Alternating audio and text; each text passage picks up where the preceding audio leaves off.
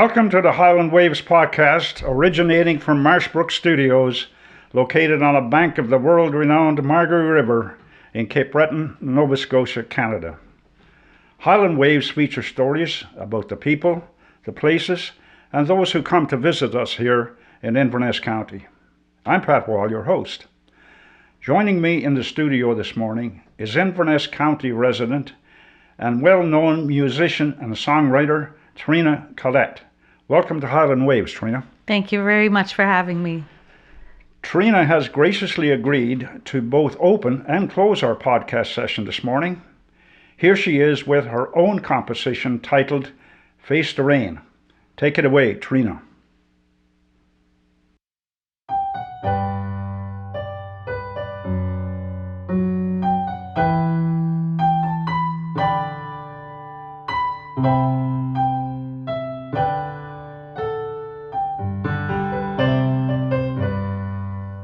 I don't know what to do. I don't know what to say. I'm the girl who doesn't have all the answers. I learn from mistakes I make every day. But I know in this life some things are gonna change, and I'm gonna have to face the rain. So put on my coat and step out into a falling downpour. Look for a rainbow somewhere. In time, you know it gets better. I'm stalling for time. I miss the beat. Sometimes I feel like it doesn't matter. Wherever I turn, I'm faced with defeat. But I know in my heart, life never stays the same, and I'm gonna have to face the rain. So put on my coat and step out into a falling downpour. Look for a rainbow somewhere. In time, you know it gets better.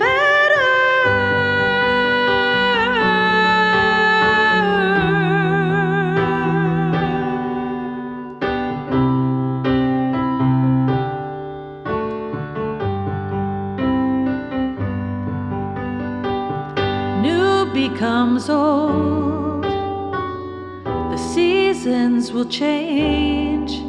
I laugh at myself and my antics, questioning every step that I take.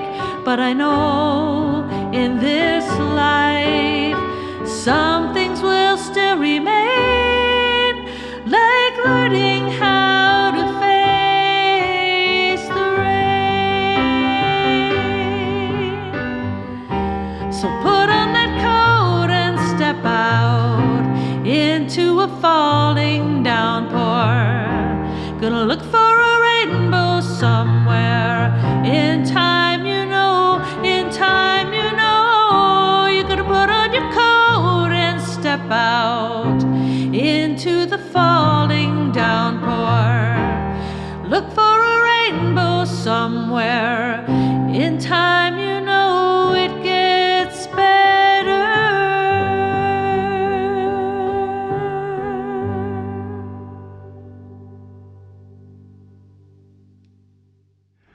Trina, thank you for a great way to start a day. When did you get an interest in music?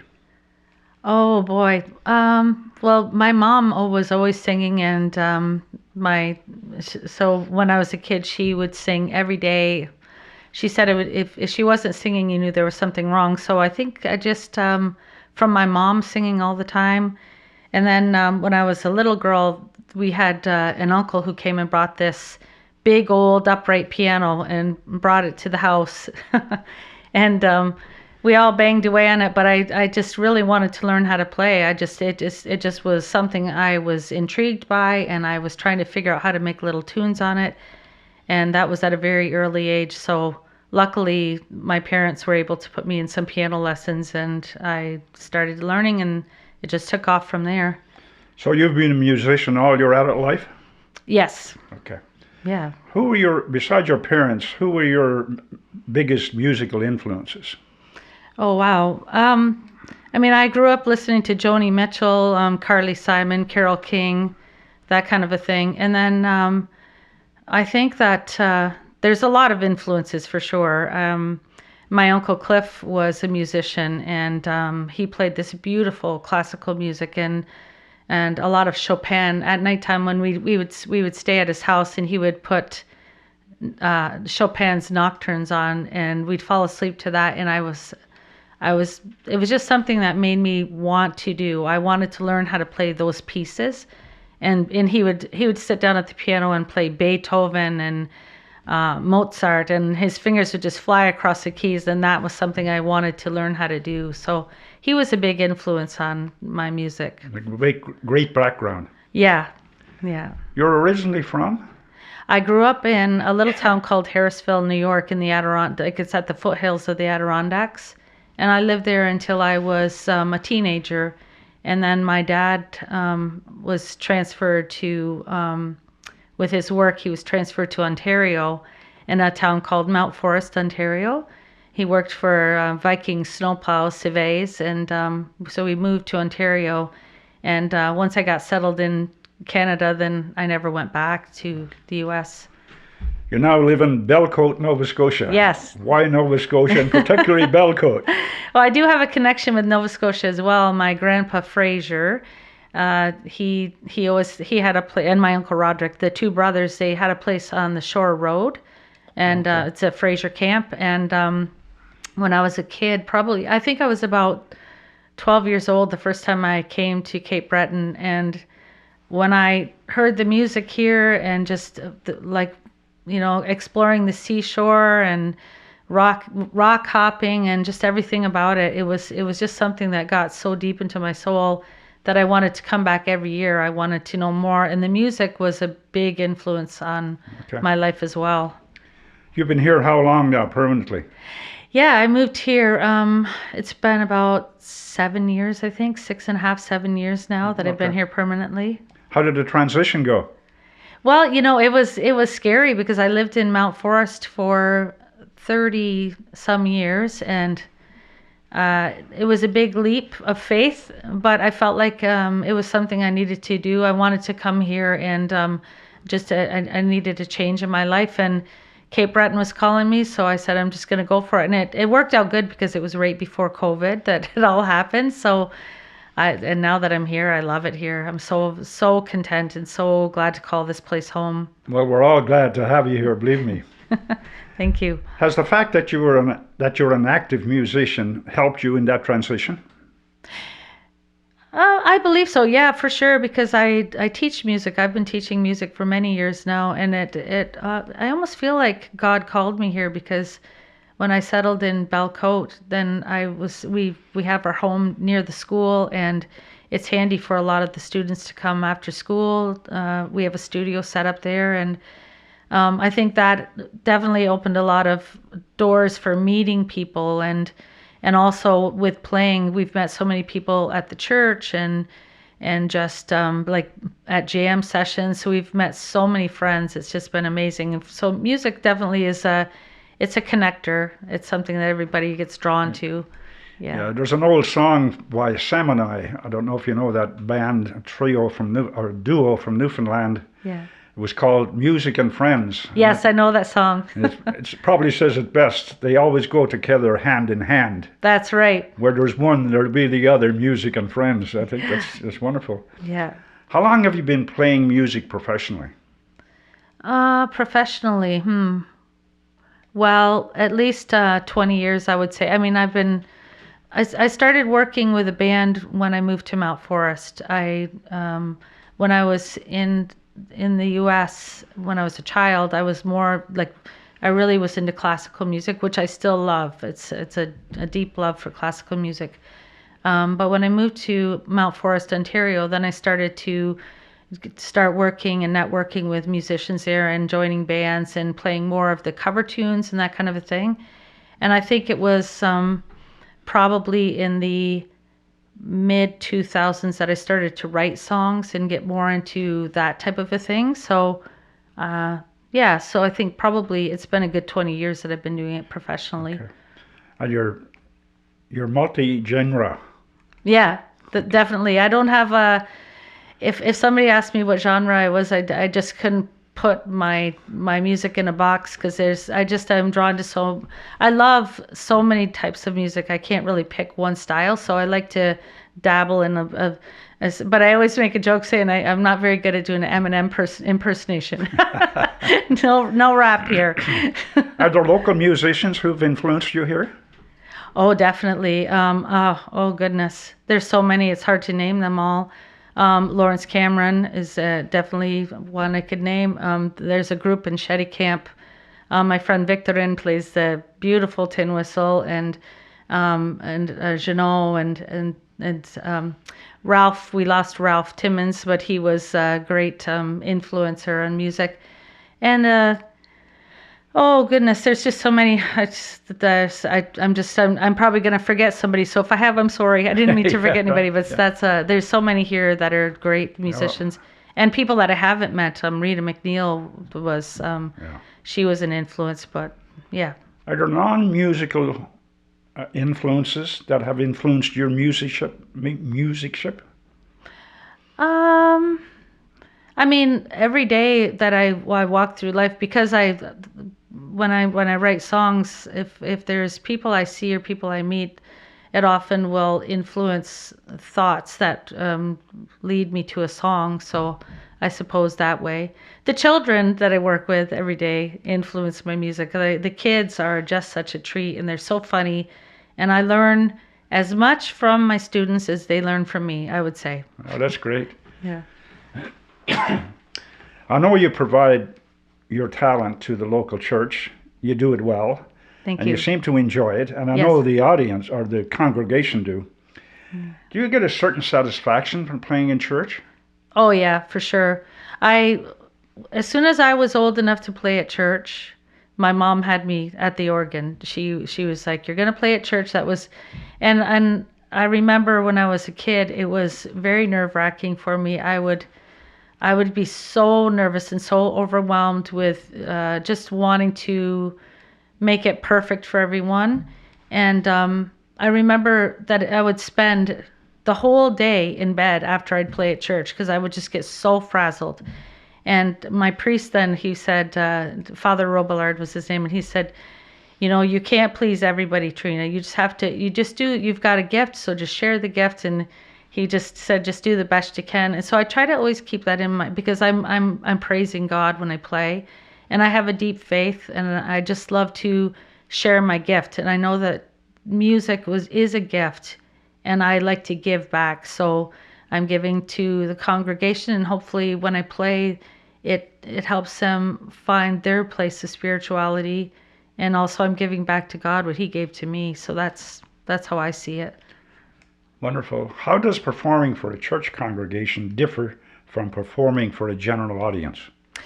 For the church congregation, I like to keep it more rigid, probably right on time. It's a little trickier because you have to make sure when you're having everyone sing along with you, you have to make sure that your timing is pretty well perfect anyways. I like to make sure that, and that you have to pick the right keys for everybody to kind of sing in. Singing by myself, especially soloing, it's freedom. You could almost feel like a bird singing out in the trees because you can just do whatever feels natural and good. So that's, yeah. You teach music as well, as you said. And what inspired you to pursue performing and teaching? Well, teaching was it just was happenstance that came along. When I was in Mount Forest, I have a friend in Mount Forest who has a studio, and he was looking for teachers, and he approached me to see if I would come to work for him.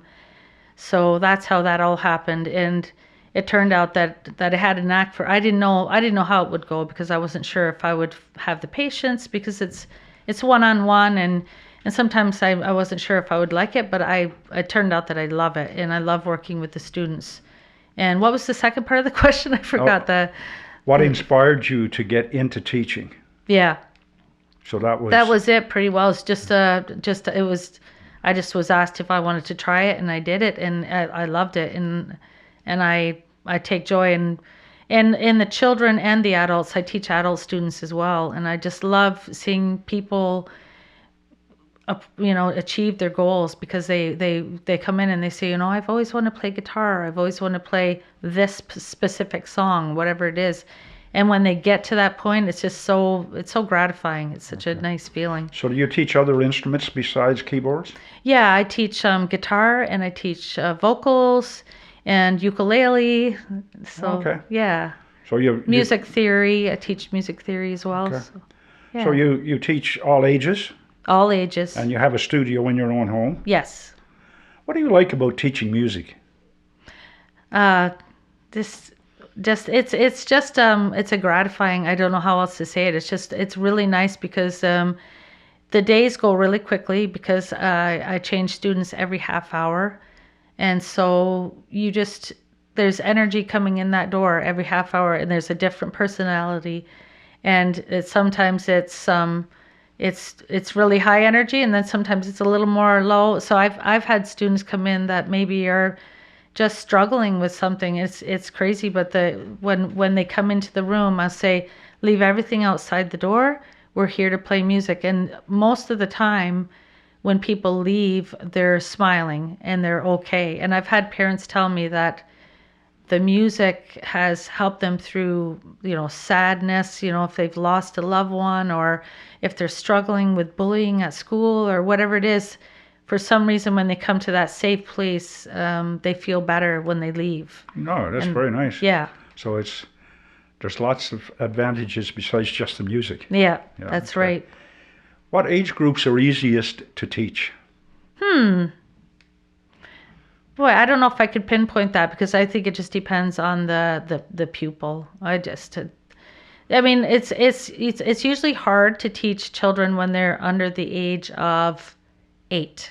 Okay. But there are many students that have come in that have surprised me, because I always tell the parents, if they're under 8, they really have to have the attention span to sit for a half an hour. And there are some that come in and they're ready for it. They look forward to it, and they're running in the door. So, yeah. Oh, that's good. Yeah. Do you teach by ear, or do you also teach by sheet music? Yeah, I'm probably a lot different than the old style back in the day, because I've heard horror stories there where they'd get the ruler out and they'd slap your hands if you weren't playing right. I kind of the way I do it is I every single student is individual, and I kind of watch what they're doing. And we might start off, I always start them off with theory and teaching them how to read music, but there are some students that don't do well that way. They learn by the sound, they learn by ear. And so if they are doing that, then I will talk to the parents to say, we're going to go in this direction, and that's the way we go. Because I've worked with many musicians that don't read music, and it's okay. So I do try to teach, since they're coming and the parents are paying for lessons, I try to teach them as much as I can to read music. But if it doesn't work, and I can still tell that they're doing really well, then I'll go a different pathway. I've always been intrigued by how a person will know what chord to use if they're singing a song. Mm-hmm. How does that come about? That's a big question. Well, there is a theory, and there's a formula pattern. So you have to find your key, and then there's a formula pattern with chords that kind of fit together. It's almost like putting a puzzle together. So once you get the formula pattern, then you can figure that all out. So it's a big question. There's a lot of detail to that, but yeah, there's a formula pattern to it. Okay. Yeah. How do you motivate students that struggle or lose interest in music and get them back into the? Yeah, that's a hard one. So sometimes you do. Sometimes that happens, and in today's world, I find it's harder because we're in a world where everything is right there at your fingertips and everything is fast. And music doesn't happen quickly. You have to practice and you have to, and sometimes I have students that will give up, and it makes me sad, especially if I know that they're doing really well, but they get bored of it because it's not instant gratification. Yeah. So what I do is I try to have a couple of concerts a year, things that they can work toward. This past season we did an Elton John show, and it was hilarious. It was fun. And the kids really did well because a lot of them had never even heard of Elton John. They didn't know who he was. Yeah, of course. And his songs are children friendly, and when they know that they have something that they're working for to give them those goals, then that usually keeps them on track.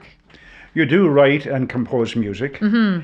Do you involve your, say, senior students in that once they get, to an area where they can understand it? Do you take them along in that as well? In that path for writing music? Yeah. I always encourage writing music. I always encourage creativity, and whenever anybody's even interested, the adult students or younger students, I have one little girl in particular I'm thinking about, and she came in, she said, I wrote a song, and so I take the time to listen to it because that's already happening with this child, and I was saying, look out for this one because she's already writing songs and it's good.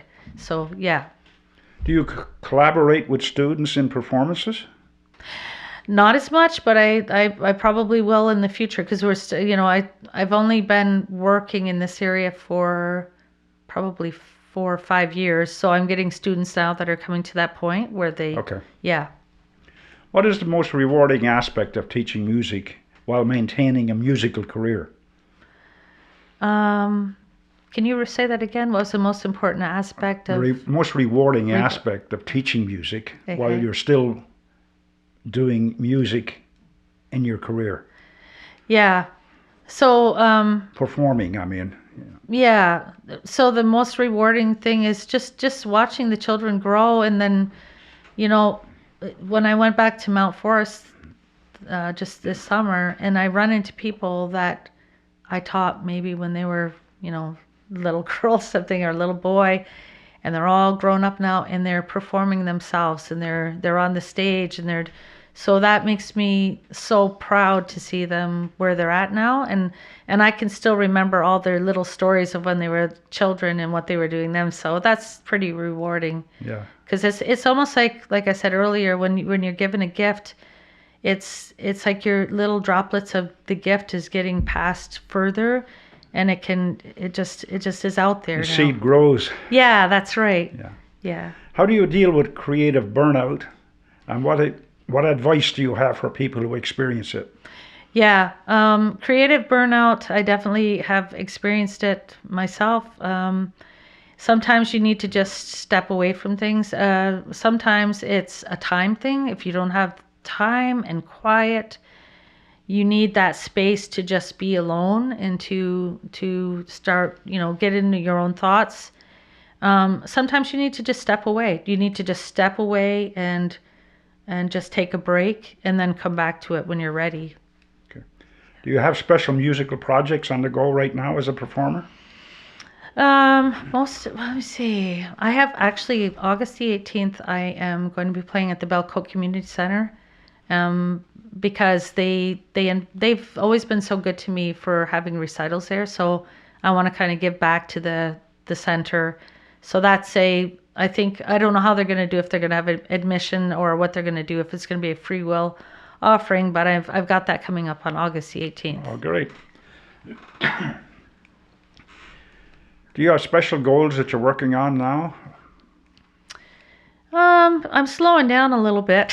So I'm getting older, so special goals, I just kind of take it as it comes, really, when I get calls, and I'm always wanting to learn though. So I'm a little bit crazy that way. I've got so many things that I want to do, that I want to try, especially in my music. I always want to try a different instrument. I'll So I'm always trying something different, and I have so many music books, and I'm just constantly digging into them and trying to learn. So that's my goal, is just to keep learning and keep striving. That's basically it. That's a good goal. Yeah. If you could give one piece of advice to aspiring musicians or music teachers, what would it be? It would be to be yourself. Listen to your own voice. Don't try to make music a competition. That's a big one, because right now there's all these shows that are competing, and music is not a competition. It's one place where it should be your style and your genre and your feelings. That's what it's about. So I find that I hate to be down on the all those TV shows that are about competing, but I don't understand the point of it, because if you asked me what my favorite kind of music was, and if I asked you, it'd probably be totally different, because that's what music is all about. And I just would say, just do what feels good for you, because music should be a healer. It should be something that just makes you feel good, and it should be a good time, not it also is work. I know you have to put the work into it when you play, but make it feel good, or else you won't want to keep coming back to it. What is something you wish you had known when you were starting out on your musical journey? Boy, that's a big one. What would I wish I would have known?